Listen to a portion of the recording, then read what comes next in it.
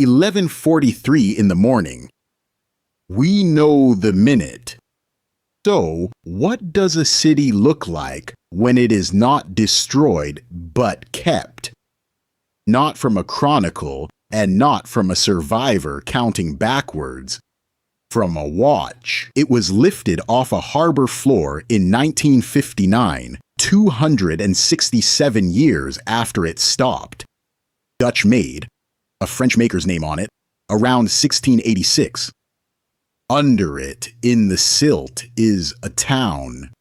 2/3 of one. It did not burn, and it was not carried away. The ground it stood on turned to liquid, and it went straight down, upright, in about 2 minutes. And because the water there holds almost no oxygen, it is still down there. Wood, leather, seed. This is Port Royal, Jamaica, on the 7th of June, 1692, and it is the only city in the Western Hemisphere that stopped at a known minute and stayed where it fell. Feel the drop, you have to know what was standing. 6,500 people, about 2,000 buildings, on a spit of sand at the mouth of a harbor. In the Caribbean, in the 1690s, that is a city. 213 ships called there in 1688 alone. As early as 1659, it already had 200 houses, shops, and warehouses, and it had one drinking house for every 10 people living in it. In July of 1661, in that 1 month, the authorities granted 40 new tavern licenses. It was called the wickedest city on earth. It was called the Sodom of the New World. Those are reputations, not records, and I will treat them as reputations. But here is a record. In 1668, Henry Morgan came back from Portobello with plunder worth £75,000. That was more than 7 times the annual value of the entire island's sugar exports. One raid, 7 times the sugar. 7th of June, 1692. A Tuesday. Late morning, hot. Shock has been reconstructed at magnitude 7.5. Every number like that for an earthquake before instruments is a reconstruction. And I will say that once and not pretend otherwise. The town was built on sand, saturated sand at the end of a spit, at sea level. When ground like that is shaken hard enough, it stops behaving like ground. It behaves like a liquid. Buildings did not topple, they sank. A contemporary account, printed later by Robert Rennie, puts it like this: all the wharves sunk at once, and in the space of 2 minutes, 9/10 of the city were covered with water. Now, the archaeology says 2/3, not 9/10. Those two numbers do not agree, and I am not going to smooth that over. The likely explanation is that the eyewitness figure counts ground that flooded and later drained, while 2/3 is what stayed under. That is a reading. It is not a source. What is not in doubt is the area. 13 hectares, 33 acres, gone in about the time it takes to read this paragraph. Then the water. At Liguanea, the sea drew back about 300 yards. At Yalas, about a mile.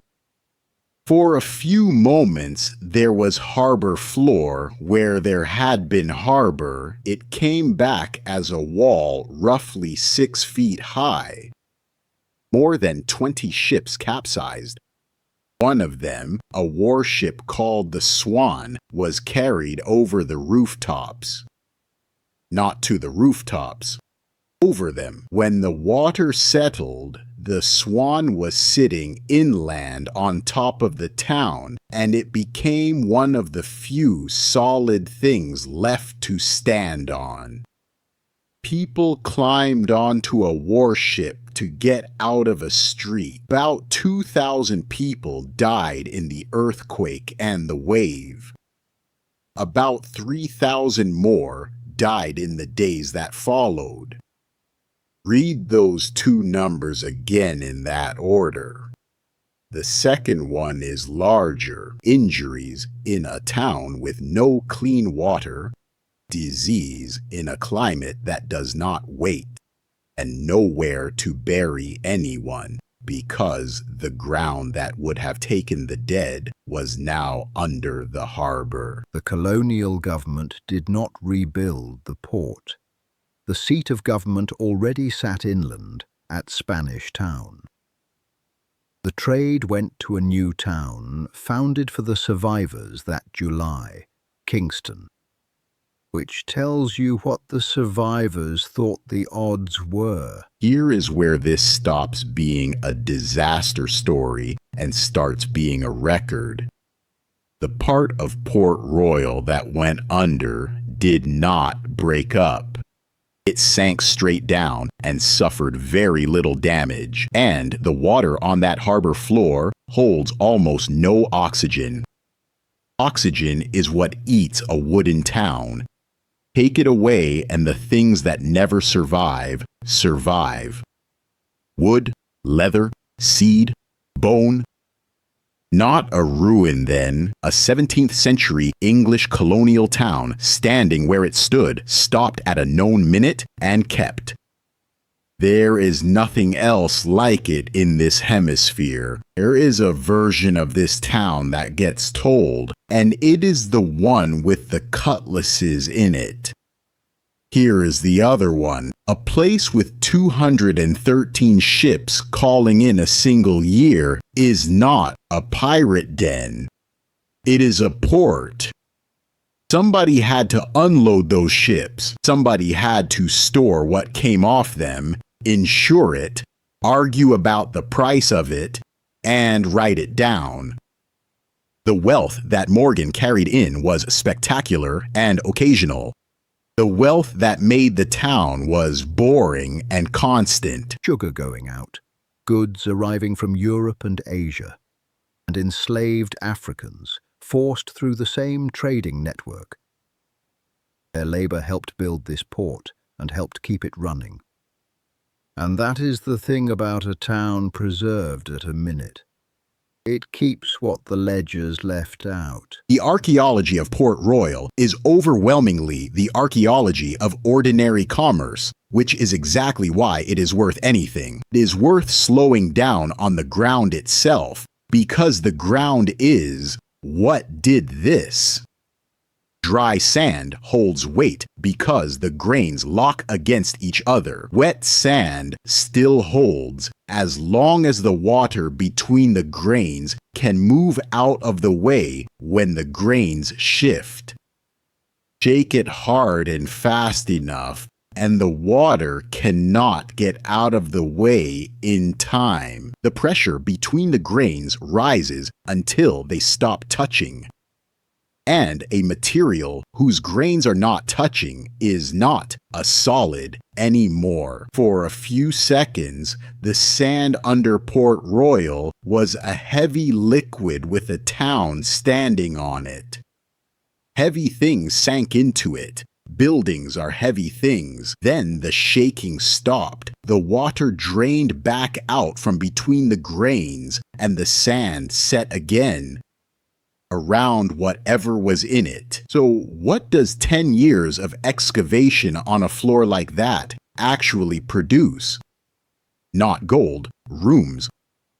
Walls standing to the height they stood at.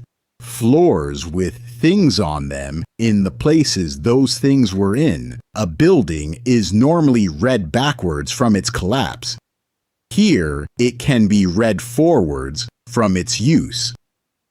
And because the oxygen is nearly absent, the fragile things are there too. Leather that should have gone in a season, wood that should have been eaten, seeds which tell you what was being eaten and when in the year. That last one matters more than it sounds. Seeds date a room to a season. The watch dates the town to a minute. Very little in archaeology is that precise. Almost nothing this old. If you want history told with the seams left in, subscribing is how you get it. That is the only time I will ask. Between 1981 and 1990, the Nautical Archaeology program at Texas A&M University ran a 10-year underwater excavation there. Not a salvage, an excavation, the same discipline you would use on a site in a field done underwater for a decade. And what a site like that gives you is not treasure. It is ordinary life at a known instant. Which room the food was in, what was on the shelf, where the shoes were when the floor stopped being a floor. Archaeology almost never gets a minute. It gets a century if it is lucky. This site gets 1143. The half that stayed above water was not spared either. Fire in 1703, flooding from the sea in 1722, fire again in 1750, a major hurricane in 1774, fire once more in 1815, cholera in 1850, and then in 1907, another earthquake, which took a little more of it down. Each time it was rebuilt. Each time it was rebuilt smaller. If you want to know why the name Kingston means something today and the name Port Royal does not, that list is the answer. 3,144 people live in Port Royal today. It is a fishing village at the end of a road with a fort and a church and a view of Kingston across the water. And in 2025, UNESCO inscribed it, the Archaeological Ensemble of 17th Century Port Royal, which is a careful, bloodless way of saying, there is a town under there, and it is intact, and the world has agreed it matters. Most of it has never been excavated. It is not lost. It has an address. There are 3 things in almost every telling of Port Royal that are not in this one. A man swallowed by the ground and thrown back out alive by a second shock. A rector's letter written days after, quoted everywhere, and a diver usually credited with finding the town in the 1960s. I could not check any of the 3 tonight to the standard the rest of this film is held to. They may all be true. 2 of them almost certainly are. But there is a difference between a story I believe and a record I have read, and this channel only exists because of that difference.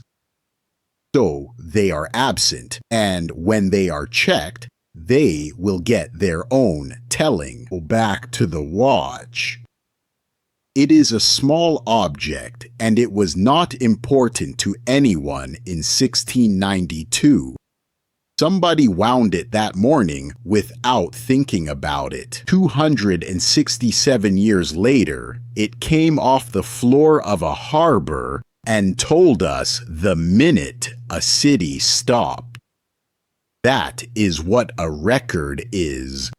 Not the grandest thing that survived, the thing that happened to be running. Under the boats out there, 2/3 of a town is still standing in the dark, with the shelves still stocked. Most of it has never been touched. The next film on this channel is Tunguska, the 30th of June, 1908. 80 million trees flattened across 2,000 square kilometers, and 5 expeditions across 12 years that never found a crater or a single fragment of whatever did it. Same shape. The record is all we have. And there, unlike here, the object is not even there to find.